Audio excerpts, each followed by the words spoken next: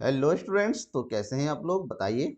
आज की क्लास में हम पढ़ेंगे, चैप्टर है समंकों का संकलन, और इस चैप्टर से हम पढ़ेंगे प्राथमिक समंकों को संकलित करने की रीतियां। मतलब जो प्राइमरी डेटा होता है, समंक मतलब क्या होता है, आंकड़े, इसको इंग्लिश में क्या बोला जाता है, डेटा बोला जाता है। तो ये जो डेटा होता है, इसका जो कलेक्शन होता है, मतलब इसको संकलन करना होता है, वो किस तरीके से करेंगे। तो प्राथमिक समंक क्या होते हैं, ऐसे समंक होते हैं जिसको अनुसंधानकर्ता या इन्वेस्टिगेटर सबसे पहली बार सर्वप्रथम संकलित करता है, और ये बिल्कुल ओरिजिनल डेटा होता है। मतलब ये बिल्कुल वो उसके द्वारा अपने लिए संकलित किया गया डेटा होता है। तो प्राथमिक समंक जो होते हैं, उसको किस तरह से संग्रहित किया जाता है, उसका संकलन कैसे होता है, कौन कौन विधियों से होता है, किस किस तरीके से होता है, इस सब की बात की हम चर्चा करेंगे आज की इस क्लास में। ठीक है। तो अगर हम प्राथमिक समंकों के रीतियों की बात करते हैं, तो प्राथमिक समंक को संकलन करने की प्रमुखता 5 रीतियां हैं। ठीक है। जिसमें है प्रत्यक्ष व्यक्तिगत अनुसंधान, अप्रत्यक्ष मौखिक अनुसंधान, स्थानीय स्रोतों या संवाददाताओं द्वारा सूचना प्राप्ति, सूचकों को द्वारा अनुसूचियां या प्रश्नावली भरना, या प्रगणकों द्वारा अनुसूचियां भरना। देखिए, जो प्रत्यक्ष व्यक्तिगत अनुसंधान होता है, इसको इंग्लिश में बोला जाता है डायरेक्ट पर्सनल इन्वेस्टिगेशन। अप्रत्यक्ष मौखिक अनुसंधान होता है, इसको बोला जाता है इनडायरेक्ट ओरल इन्वेस्टिगेशन। स्थानीय स्रोतों को बोला जाता है इंफॉर्मेशन फ्रॉम लोकल सोर्सेज। ठीक है ना। सूचकों द्वारा अनुसूचियां, मतलब ये है क्वेश्चनियर्स या शेड्यूल। ये क्वेश्चनियर या शेड्यूल बाय द रिस्पोंडेंट, और ये होता है शेड्यूल्स फ्रॉम द इनोमेटर। अब इन पांचों विधियों में किस तरीके से डेटा कलेक्ट किया जाता है, इसकी हम बात करेंगे एक एक करके। ठीक है। लॉन्ग क्वेश्चन में अक्सर ये क्वेश्चन पूछा जाता है, तो ज्यादा थोड़ा ध्यान से पढ़ना है आपको। सबसे पहले हम बात करेंगे प्रत्यक्ष व्यक्तिगत अनुसंधान की। प्रत्यक्ष व्यक्तिगत अनुसंधान, जैसे आपने नाम सुना होगा इंटरव्यू का। इंटरव्यू में क्या होता है, इंटरव्यू में जब आप कहीं जॉब के लिए जाते हैं, तो जॉब देने वाला और जॉब लेने वाला वो आमने सामने बैठता है, और आमने सामने बैठ के एक दूसरे से, ये इन्वेस्टिगेटर होता है मतलब जॉब देने वाला, ये रिस्पोंडेंट होता है यानी कि जॉब लेने वाला। तो इन्वेस्टिगेटर, रिस्पोंडेंट, रिस्पोंडेंट मतलब वो आदमी जिसको जवाब देना होता है। आई मतलब इन्वेस्टिगेटर वो आदमी जिसको अनुसंधान करता है, जिसको जवाब चाहिए, जिसको आंकड़े चाहिए। तो ऐसे में ये दोनों आपस में प्रत्यक्ष रूप से एक दूसरे के आमने सामने बैठकर, ठीक है ना, एक दूसरों के जवाबों का उत्तर देते। इन्वेस्टिगेटर जवाब पूछता है और रिस्पोंडेंट उसका आंसर देता है। ठीक है ना। अनुसंधानकर्ता जवाब लेता है, उसको जानकारी चाहिए, जबकि रिस्पोंडेंट यानी कि जवाबकर्ता जो होता है वो जवाब देता है। तो इस रीति से क्या होता है ना, डायरेक्टली रिस्पोंडेंट वो इन्वेस्टिगेटर को, अनुसंधानकर्ता को सीधे सीधे रिस्पोंडेंट से ही जानकारी मिल जाती है। बिल्कुल ओरिजिनल होता है, क्योंकि प्रत्यक्ष जानकारी होता है, व्यक्तिगत रूप से होता है, पर कोई तीसरा व्यक्ति नहीं आता है बीच में। ठीक है ना। सबसे ओरिजिनल डेटा होता है। लेकिन सबसे बड़ी दिक्कत यह है कि अगर आपको 100 लोगों से जानकारी इकट्ठा करनी है, तो 100 लोगों के पास जाना पड़ेगा। अगर आपको एक लोगों के पास जा रहे हैं, आप 5 मिनट लगता है, 100 लोगों के पास जाने के बाद कितना लगेगा, 100 मिनट। यानी कि इसमें टाइम ज्यादा चाहिए, क्योंकि पर्सनली हर एक आदमी से मिलकर आपको जानकारी इकट्ठा करनी है। तो रिटन लैंग्वेज में क्या है, इस रीति के अंतर्गत अनुसंधानकर्ता स्वयं अपनी योजना के अनुसार पूरे क्षेत्र में जाकर विभिन्न सांख्यिकी इकाइयों से, मतलब जो रिस्पोंडेंट होता है, उससे संपर्क स्थापित करता है, और उससे समंकों का एकत्रीकरण करता है। इस रीति का सर्वप्रथम प्रयोग किया गया था यूरोप में लीपले ने, जबकि भारत में सबसे पहले प्रयोग किया था आर्थर यांगे। ये वही रीति है जिस रीति के द्वारा भारत की जनगणना होती है। मतलब जनगणना करने के लिए लोगों के घर पे जाके प्रत्यक्ष रूप से डायरेक्टली जानकारी इकट्ठा की जाती है। ठीक है। अब बात करेंगे ये रीति कहाँ प्रयोग होती है, उपयुक्तता मतलब सुटेबिलिटी।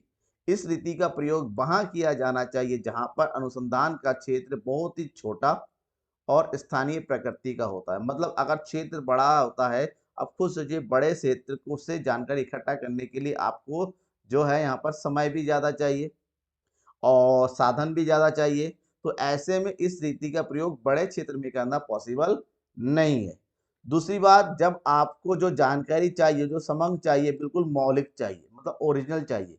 आपको यहाँ पर किसी प्रकार की कोई अमौलिकता या फिर कोई गलत डेटा नहीं चाहिए, तब आप क्या करेंगे, दूसरों पर भरोसा ना करके खुद जाके डेटा कलेक्ट करेंगे।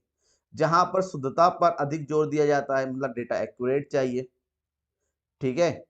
जहाँ समस्या इतनी अधिक जटिल हो कि अनुसंधानकर्ता की उपस्थिति अनिवार्य हो, या फिर इस तरह के आंकड़े चाहिए जहाँ पर अनुसंधानकर्ता को खुद जाना पड़ेगा, कोई दूसरा उसकी जानकारी नहीं दे पाएगा, या फिर समंको को गोपनीय रखना हो। तो ये बहुत ही ज़्यादा ध्यान में रखिएगा, ऐसा एक टाइप है जहाँ पर अनुसंधानकर्ता खुद जाके डेटा कलेक्ट करता है। ऐसे में इसका जो प्रयोग आज की डेट में समंको के संकलन में कम होता है, क्योंकि यहाँ पर बहुत ही ज़्यादा धन और समय की आवश्यकता होती है। नेक्स्ट है इस रीति के गुण है, क्योंकि भाई अनुसंधान का खुद डेटा कलेक्ट करता है, तो ऐसे में गुण तो होगा। गुण क्या है, इस विधि द्वारा एकत्र किए समंक बिल्कुल शुद्ध होते हैं। इसमें समंकों में सबसे अधिक विश्वसनीयता होती है। समंक मौलिक होते हैं। ये लोचदार प्रणाली है।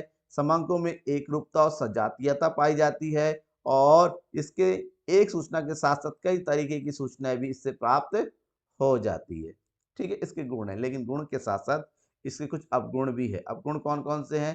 अगर हम अवगुणों की बात करते हैं, यानी कि दोष की बात करते हैं, देखिए एक गुण भी है, अनुसंधानकर्ता समंकों की जांच का अवसर मिल जाता है। अनुसंधान खुद जांच कर लेता है, क्योंकि प्रत्यक्ष रूप से वो सूचकों से ही जानकारी इकट्ठा करता है।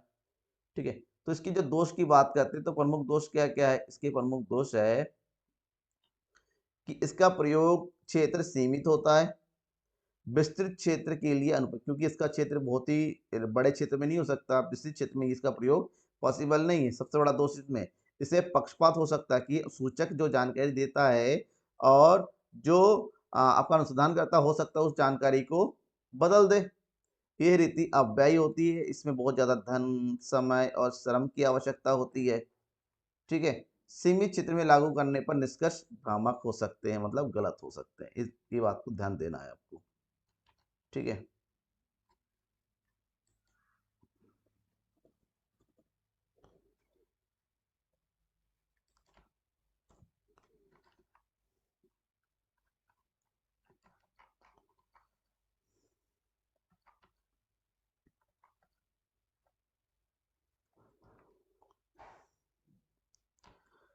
अब हम बात करते हैं। देखिए, पहला तो समझ में आ गया कि जहां पर अनुसंधानकर्ता खुद जाता है और सूच को यानी कि रिस्पोंडेंट से मिलता है, उससे जानकारी इकट्ठा करता है। दूसरा है अप्रत्यक्ष मौखिक अनुसंधान। अप्रत्यक्ष मतलब यहाँ पर जो अनुसंधान करता है उसको जानकारी चाहिए, वो जानकारी डायरेक्टली वो रिस्पोंडेंट से यानी कि सूचकों से नहीं लेता है। वो क्या करता है, एक ऐसे आदमी के पास जाता है जिसके पास सूचकों के बारे में पूरी जानकारी होती है, यानी कि मीडिएटर, दूसरा आदमी। तो इन्वेस्टर क्या कहता है, डायरेक्ट यहाँ पर ना जाके मीडिएटर से उसके बारे में पूछता है। तो इन्वेस्टिगेटर को इसके बारे में डायरेक्टली जानकारी प्राप्त हो जाती है। अब कैसे होता है, फॉर एग्जाम्पल मैं बात करता हूँ कि मुझे आपके स्कूल के बारे में जानकारी चाहिए, लेकिन मेरे पास इतना समय नहीं है कि मैं आपके स्कूल में जाऊं। तो मैं क्या करता हूं, आपकी स्कूल के बारे में मुझे जानकारी चाहिए, तो मैं स्कूल में न जाके डायरेक्टली आपके पास स्कूल के किसी छात्र के पास चला जाता हूं, या फिर किसी अध्यापक के पास चला जा रहा हूं। तो मैं स्कूल में न जाके स्कूल के छात्र या अध्यापक के पास जा रहा हूं और उससे सारी स्कूल से रिलेटेड सारी जानकारी ले रहा हूं। मतलब स्कूल में जाके हर किसी से ना पूछ के, टाइम बर्बाद ना करके, एक छात्र से जानकारी इकट्ठा कर लिया और उससे स्कूल की सारी जानकारी प्राप्त हो गई। तो ये हो गया अप्रत्यक्ष मौखिक अनुसंधान, मतलब जिसके बारे में जानकारी चाहिए डायरेक्टली उससे ना पूछ के उससे जानकारी रखने वाले किसी और आदमी से हम जानकारी इकट्ठा करते हैं, तो इसको बोलते हैं प्रत्यक्ष मौखिक अनुसंधान। जानकारी उसी आदमी के बारे में है, उसी चीज से बारे में, लेकिन किसी और से इकट्ठा करते हैं। ठीक है, इस रीति के अनुसार सूचकों से प्रत्यक्ष रूप से समंक प्राप्त ना करके उन व्यक्तियों से प्राप्त किए जाते हैं जिनका उन समंकों से कोई अप्रत्यक्ष संबंध होता है। इन व्यक्तियों को साक्षी कहते हैं। क्या कहते हैं? साक्षी कहते हैं। इन विधि को सर्वोत्तम प्रयोग जांच समितियों और आयोगों द्वारा की जाती है। मतलब आप किसी के बारे में, जैसे पुलिस वगैरह किसी बारे जानकारी इकट्ठा करनी है, जिसके बारे में जब वो ना वो उसके पड़ोसियों से आसपास से जानकारी इकट्ठा करता है, तो ये वही मेथड होता है। ठीक है, इसकी उपयुक्ता कहाँ होती है? सबसे बड़ी बात तो है, जैसे प्रत्यक्ष रीति का प्रयोग वहां करते थे जहाँ पर क्षेत्र छोटा होता था, लेकिन इसका प्रयोग हम विस्तृत क्षेत्र में कर सकते हैं। क्योंकि उस क्षेत्र के बारे में 1 या 2 लोगों से पूछ के सारी जानकारी इकट्ठा हो जाती है। ये जहाँ पर लोगों से व्यक्तिगत संपर्क करना आवश्यक ना हो, जहाँ पर सूचकों से संबंधित सूचना ना देना चाहो और जहाँ पर अनुसंधान गोपनीय ना रखने की आवश्यकता हो, तो वहाँ पर जो है इस तरह की इकट्ठा करनी होती है, ठीक है? तो इस रीति के कुछ गुण होते हैं। गुण क्या है? सबसे इम्पोर्टेंट ये मितव्ययी है। क्यों? क्योंकि प्रत्यक्ष रीति की तरह हर व्यक्ति के पास जाने की आवश्यकता नहीं होती है। इसमें धन, इसमें समय और परिश्रम तीनों की बचत होती है। इसका प्रयोग विस्तृत क्षेत्र में हो सकता है। इसमें विशेषज्ञों की सहमति और सुझाव मिल जाते हैं, क्योंकि हो सकता है जो सूचक जो है अनपढ़, उसको जानकारी देखने का तरीका नहीं पता, तो ऐसे में उससे रिलेटेड जानकारी प्राप्त जो विशेषज्ञ होते हैं, उससे हमें उसके सुझाव, सहमति कई प्रकार से और दूसरे हेल्प मिल जाता है। ये रीति सरल भी है, सुविधाजनक भी होती है, ठीक है ना? इसमें किसी प्रकार की व्यक्तिगत पक्षपात की संभावना नहीं होती है और इस रीति द्वारा अपेक्षाकृत अधिक जल्दी निष्कर्ष निकाले जा सकते की जानकारी जल्दी प्राप्त हो जाती है। इसके गुण हैं, लेकिन गुणों के बावजूद इसके कुछ अवगुण भी हैं, यानी कि दोष। अगर इसके दोषों की बात करते हैं, इसमें शुद्धता की उच्च मात्रा की आशा नहीं की जा सकती, मतलब यहाँ पर शुद्धता बहुत कम होती है, क्योंकि किसी और के बारे में जानकारी कोई और दे रहा है, तो हमें क्या पता कि वो सही जानकारी दे रहा होगा, ठीक है ना? पॉसिबल नहीं है ना कि ये मीडिएटर जो है रिस्पोंडेंट के बारे में सही जानकारी देगा। सूचना एकत्रित करने वाले व्यक्तियों के पक्षपात की संभावना रहती है। हो सकता है जो ये है मीडिएटर होता है वो रिस्पोंडेंट के बारे में गलत जानकारी दे, ठीक है ना? पक्षपात कर सकता है। इसमें प्राप्त होने वाली सूचनाओं में त्रुटियां और अविश्वास की संभावना बनी रहती है। सूचनाएं लापरवाही और अनिच्छा से दी जा सकती है और समंकों में एकरूपता नहीं रहती है। ये कुछ इसके प्रमुख दोष है, ध्यान में रखिएगा क्योंकि दोष भी पूछे जाते हैं एग्जाम में। नेक्स्ट है स्थानीय स्रोतों या संवाददाताओं द्वारा सूचना प्राप्ति। जब हमें इंफॉर्मेशन लोकल सोर्स से मिलना है, ठीक है ना? लोकल सोर्स क्या होता है? अब देखिए यहां पर भी एक है, इन्वेस्टिगेटर को जानकारी चाहिए, अनुसंधानकर्ता को जानकारी चाहिए किसके बारे में? सूचकों के बारे में। इन ठीक है। अब यहाँ पर क्या होता है, ये डायरेक्टली इसके पास नहीं होता है। अब लगातार जानकारी, ये नहीं कि एक बार में, यहाँ पर ये वह विधि है जहाँ पर रिस्पोंडेंट के बारे में लगातार जानकारी हो चाहिए होती है, लगातार, यानी कि आज भी चाहिए, एक दो दिन बाद चाहिए। तो यहाँ पर क्या करता है इन्वेस्टिगेटर, यहाँ पर अपना एक लोकल आदमी, स्थानीय आदमी जो है क्या करता है, लगा देता है। अब ये जो है रिस्पोंडेंट के बारे में पूरी जानकारी दे देता है और लगातार देता रहता है, मतलब यहाँ पर भी इनडायरेक्ट जानकारी प्राप्त होती है।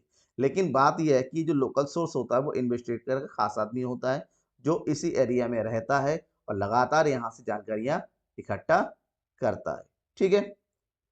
इस रीति के अनुसार अनुसंधान से संबंधित सामग्री एकत्रित करने के लिए स्थानीय व्यक्ति नियुक्त कर दिया जाता है और जो अपने ढंग से सूचना एकत्रित करता है और बाद में अनुसंधानकर्ता के पास भेज देता है। जैसे समाचार पत्र की न्यूज़पेपर में हो गया, मैगज़ीन में हो गया, बाज़ार भावों संबंधित, आपको पता है जो टीवी वगैरह होता है, जो न्यूज़ होते हैं, न्यूज़ में एक वो क्या होता है, एक कहते हैं ना संवाददाता जो होता है, ठीक है ना? वो क्या करता है, वो अपने एरिया में रहता है, एक एरिया में संवाददाता और वो लगातार उसके बारे में जानकारी देता रहता है। तो ये पर जानकारी, ठीक है ना? अब इसकी उपयुक्तता कहाँ पर होती है? जहाँ पर उच्च स्तर की शुद्धता की आवश्यकता ना हो, केवल अनुमान और प्रवृत्ति ज्ञात करनी हो। जैसे आपको टीवी में देखना हो, संवाददाता जो होते हैं, उस एरिया के बारे में जानकारी भले ही सही हो, गलत हो, जैसे थोड़ा जानकारी मिले तो नमक मिर्ची लगा के पूरी जानकारी पेश कर देता है। ठीक है ना? क्योंकि यहाँ पर वहाँ जहाँ पर केवल जानकारी चाहिए, ज़रूरी नहीं कि वो जानकारी 100% सही हो, गलत हो, क्योंकि अनुमान भी लगाया जाता है। अगर कहा जाता है, जैसे कहा जाता है यहाँ पर आँधी आने वाली है, बस इतना पता चल जाए, तो अब टीवी एंकर वाला क्या करते हैं, पता चल गया कि मौसम वैज्ञानिक ने कहा कि आंधी आने वाली है, टीवी एंकर क्या करते हैं, हॉलीवुड का कुछ सीन ले लेंगे, फिर कहा जाएगा यहाँ पर 100 के 120 की स्पीड में आधी सब कुछ उड़ के चला जाएगा, म्यूजिक वगैरह लगा के, तड़का वगैरह लगा के सब कुछ जो है एकदम इंटरेस्टिंग बना देते हैं। तो यहाँ पर वही होता है कि जब जानकारी चाहिए, लेकिन जब शुद्ध जानकारी नहीं चाहिए, तब इस विधि का प्रयोग किया जाता है। तो इस विधि के गुण क्या होते हैं? अगर गुणों की बात करते हैं, ये अधिक विस्तृत क्षेत्र के लिए अधिक उपयोगी होता है। जब हमारे पास उपयोगी का क्षेत्र बहुत विस्तृत होता है, अधिक फैले हुए विकेंद्रित क्षेत्र के लिए प्रणाली अत्यधिक उपयोगी होता है। ये प्रणाली मितव्ययी भी होती है क्योंकि इसमें धन का, समय का और श्रम का बचत होती है और ये सरल व सस्ती प्रणाली होती है। ठीक है, जबकि इसके अवगुणों की अगर बात करते हैं, दोष की, इस रीति द्वारा निष्कर्ष संवाददाताओं के पक्षपात से प्राप्त, क्योंकि जो जानकारी देने वाला होता है हो सकता है वो पक्षपात कर दे, ठीक है ना। इसमें ज्यादातर जानकारी अनुमान के आधारित होती है, इसलिए इसमें शुद्धता की कमी होती है। एकत्रित समंकों में एक रूपता सजातीयता की कमी रहती है, ठीक है ना। समंकों का संकलन विलंब अधिक हो सकता है, जो जानकारी देने वाला था वो किसी कारण से नहीं दे पा रहा हो तो लेट होता है। इसमें इंपॉर्टेंट ये है, इसमें मौलिकता का अभाव होता है। ठीक है, नेक्स्ट हम बात करते हैं सूचकों द्वारा अनुसूची या प्रश्नावली। अनुसूचियों या प्रश्नावली को इंग्लिश में बोलते हैं क्वेश्चनियर या शेड्यूल। अनुसूचियों को बोलते हैं शेड्यूल, प्रश्नावली को बोलते हैं। अब ये क्या होता है, यहाँ पर एक प्रश्नों का सेट होता है, प्रश्नों का क्या होता है, समूह होता है, क्वेश्चन पेपर जिसको बोलते हैं। क्या बनाया जाता है, क्वेश्चन में, जैसे एक्चुअली में जानकारी इकट्ठा करना आजकल इसका बहुत ज्यादा प्रयोग होता है। हम जो है खुद उसके पास ना जाके क्या करते हैं, जो जानकारी चाहिए उससे रिलेटेड छोटा सा क्वेश्चन पेपर बना लेते हैं। छोटे छोटे क्वेश्चन रखते हैं, उसके आंसर भी उसमें देते हैं, टिक मार्क होते हैं, फिल इन द ब्लैंक्स होते हैं, और इनको छपा देते हैं। छपाने के बाद लोगों के बीच में बांट देते हैं, अब वो उसको फिल करते हैं और हमें वापस कर देते हैं। उसके आधार पर हमें अपनी जानकारियां मिल जाती है। ठीक है, और ये कई तरीके से, ये दो तरीके से होता है, या तो बाई मेल भेज दिया जाता है, या फिर इसके बाय मेल भेजा, जब मेल के द्वारा भेजा जाएगा तो ये सूचक खुद भरेंगे, क्योंकि ये मेल से, क्योंकि डाक के द्वारा जाता है। दूसरा होता है प्रमाणीकरण, जो इसकी बात की बात है। अब इस विधि में क्या होता है, जो पर्सनली अनुसूची तैयार किया जाता है, जो ऐसे क्वेश्चन होते हैं जो आसान सत अच्छे भाषा में सही प्रकार से तैयार किया जाता है, ठीक है ना। और साथ ही साथ इस प्रश्नावली जो तैयार की जाती है, इसके साथ साथ एक अनुरोध पत्र भी होता है, रिक्वेस्ट लेटर, जिसमें ये कहा जाता है कि भाई मैं आपको ये क्वेश्चन पेपर भेज रहा हूँ, और साथ ही साथ इसका आंसर भेज दो, भेजने के बाद मुझे रिटर्न कर देना, और उसके आंसर कैसे देना है, क्यों देना है, इसमें कौन कौन सी जानकारियां होगी, साथ ही ये भी बताना कि आपकी जानकारी सारी गुप्त रखी जाएंगी, गोपनीय होंगी, तो आप निसंकोच इसकी जानकारी दे सकते हैं। ठीक है ना, तो ऐसे में अनुसंधानकर्ता जो है उसको सबके पास भेज देता है लेटर के साथ, और बाद जो पढ़ना होता है। तो इसकी सबसे बड़ी कमी ये है कि अगर 100 लोगों के पास ये भेजते हैं, उसमें से केवल 20% या 50-30% के आसपास के लोग इसको रिटर्न करते हैं, यानी कि इसकी जो वापसी की संभावना बहुत कम होती है। ठीक है, मतलब यहाँ पर जानकारियां किसके द्वारा इकट्ठा होती हैं, रिटर्न पेपर में इकट्ठा होती है, जब क्वेश्चन पेपर छाप के लोगों के पास पहुंचाया जाता है डाक के माध्यम से या किसी दूसरे सोर्स के थ्रू। ठीक है, अब इसकी उपयुक्ता कहाँ होती है, इसकी उपयुक्ता यह है जब हमारे पास अनुसंधान का क्षेत्र बहुत बड़ा होता है, ठीक है ना, और जनसंख्या शिक्षित होती है, तब वहां पर हम प्रश्नावलियों को भेज सकते हैं, क्योंकि शिक्षित लोग उसको पढ़ के आराम से उसका आंसर दे सकते हैं। ठीक है, अब क्या होता है ना, क्योंकि मान लो 1,00,000 लोगों से जानकारी का, तो हमने 1,000 क्वेश्चन पेपर बांध दिए, उसको डाक में भेज दिया, बाय लेटर लिख के उनके सबके पास भेज दिया, और लोगों ने जानकारी पढ़ा लिखा और भेज दिया, जानकारी मिल गई। कम समय में हमें पैसे भी कम खर्च होते हैं। ये प्रणाली विस्तृत क्षेत्र के लिए अधिक उपयोग होती है, इसमें धन का, समय का, परिश्रम भी कम लगता है, इसमें अशुद्धों की संभावना कम होती है कि लोग रिटर्न में दे देते हैं, तो ये मौलिक और निष्पक्ष भी होता है। ठीक है, लेकिन इसके दोष भी है साथ साथ। इसमें दोष क्या है, क्योंकि सूचना देने वाले इसमें प्राय रुचि नहीं लेते हैं, और अधिकतर सूचनाएं नहीं मिलती है या अपूर्ण हो जाती है, क्योंकि लोग उसको वापस नहीं करते हैं। यदि प्रश्नावली जटिल है तो उसका उत्तर भी अशुद्ध होगा, और उसके रिजल्ट भी गलत होगा, क्योंकि अगर मान लीजिए आपने ऐसा क्वेश्चन भरने वाले को समझ में नहीं आया, तो उसका आंसर कैसे देगा, गलत आंसर देगा। ठीक है ना, तो ऐसे में रिजल्ट भी गलत निकलेगा। इसकी सूचक पक्षपातपूर्ण हो सकता है, परिणाम अशुद्ध हो सकते हैं। सूचना देने वाले इस बात से डरते कहीं उनकी सूचनाओं का दुरुपयोग ना हो, और ये प्रणाली लोचदार नहीं है, क्योंकि एक बार क्वेश्चन जो टाइप करके भेज दिया उसमें आप बदलाव नहीं कर सकते। ठीक है, इसके दोष है। अब इसके बाद है सेम भाई, अनुसूचियां होती हैं, शेड्यूल्स होती हैं, ठीक है ना। ये किसके द्वारा भरी जाती है, पैराग्राफ, इसको इंग्लिश में बोलते हैं इनोमेटर, इनोमिनेटर। ये वो आदमी होता है जिसकी नियुक्ति जो होता है अनुसंधान करता करता है, और ये प्रकरण क्या होते हैं, प्रश्नों की अनुसूचियां या प्रश्नावलियों को खुद लेके जाता है सूचकों के पास, उसको क्वेश्चन पेपर से उस क्वेश्चन को पढ़ता है, सूचक उसका आंसर देता है, और ये खुद प्रकरण खुद अनुसूचियों को भरता है। ठीक है ना, मतलब यहाँ पर सामने वाले को क्वेश्चन पेपर दिया नहीं जाता है, क्वेश्चन पेपर के क्वेश्चन उससे पूछा जाता है, ये आंसर देता है, और प्रकरण यानी कि इनोमीटर इसमें आंसर खुद फिल करता है। बेसिकली इसका प्रयोग वहां करते हैं जहां पर जो सूचना देने वाले लोग होते हैं वो पढ़े लिखे कम होते हैं। ठीक है, मतलब ये प्रणाली पूरी तरीके से प्रग्रहणों को पर निर्भर करती है कि ये लोग, ठीक है ना, योग, चतुर, परिश्रमी और व्यवहार कुशल अगर होते हैं और उस एरिया से संबंधित होते हैं, तो आसानी से वहाँ से जानकारियाँ इकट्ठा कर लेते हैं, ठीक है? तो इसकी उपयुक्तता क्या होती है? ये रीति अधिक उपयुक्त होती है जहाँ पर अनुसंधानकर्ता अधिक व्यय वहन कर सकता है, क्योंकि यहाँ पर प्रागणक जो होते हैं, इनको नियुक्ति करेगी, साथ ही साथ इसको वेतन देना पड़ेगा। वेतन देने के बाद इसके आने-जाने का खर्चा होता है, कागज़ों का खर्चा, तमाम प्रकार के खर्चे। तो ये थोड़ा खर्चीला होता है, जहाँ पर अनुसंधानकर्ता खर्च कर सकें। ये रीति सरकारी कार्यों में अधिक उपयोग होता है, क्योंकि सरकार के द्वारा खुद अधिकारी खुद ना जाके अपने नीचे छोटे-छोटे अधिकारियों को भेज देता है। जैसे जनगणना, जनगणना में क्या होता है, जनगणना रीति में सरकार को जानकारी चाहिए, सरकार क्या करता है, खुद न जाके अपने नीचे कर्मचारियों को उसको भेज जाता है, वहाँ से जानकारी इकट्ठा मिल जाती है। ठीक है? इसके गुण होते हैं, गुण क्या होते हैं? इस रीति द्वारा व्यापक क्षेत्र से सूचना प्राप्त की जा सकती है, बहुत ज़्यादा सूचना। इसमें व्यक्तिगत संपर्क स्थापित किए जा सकते हैं, जिससे जटिल प्रश्नों के भी शुद्ध और विश्वसनीय उत्तर मिल जाते हैं, क्योंकि जो सामने वाले को समझ में नहीं आता, उसको समझाया जा सकता है। समंकों के समंकों में पर्याप्त शुद्धता रहती है और व्यक्तिगत पक्षपात की संभावना थोड़ी कम पड़ती है। इसके दोष भी, ये दोष क्या है? ये थोड़ी खर्चीला है। ठीक है ना? क्योंकि प्रगणों को प्रशिक्षण पर, आने-जाने पर उनके ऊपर काफ़ी व्यय करना पड़ता है, खर्च करना पड़ता है। इसमें थोड़ा समय अधिक लगता है, क्योंकि यहाँ पर व्यक्तिगत रूप से लोगों से संपर्क किया जाता है। ठीक है ना? प्रगणों को प्रशिक्षण देना, उनके कार्य का निरीक्षण करना पड़ता है। ठीक है ना? और प्रगणों को पक्षपात करने की भावना होने पर इसके जो रिज़ल्ट होते हैं वो गलत हो सकते हैं। इसके कुछ दोष भी है। तो समझ में आ गया? ये कुछ विधियाँ हैं जिसका प्रयोग किया जाता है समंकों के संकलन में, और यहाँ से जो भी समंक आते हैं उसको हम बोलते हैं प्राथमिक समंक, क्योंकि यहाँ पर इन्वेस्टिगेटर खुद डायरेक्टली पहली बार आंकड़ों को संग्रह करता है। कोई भी डाउट होता है ना इसमें, क्या होता है, कैसे है, किस प्रकार से, तो ज़रूर मुझसे पूछिएगा। ठीक है ना? कमेंट बॉक्स में कमेंट करके अपने क्वेश्चन मुझसे पूछिएगा, उसका आंसर ज़रूर आएगा। लगातार बने रहिए, आपको पूरा कोर्स मिलेगा। Thank you and bye.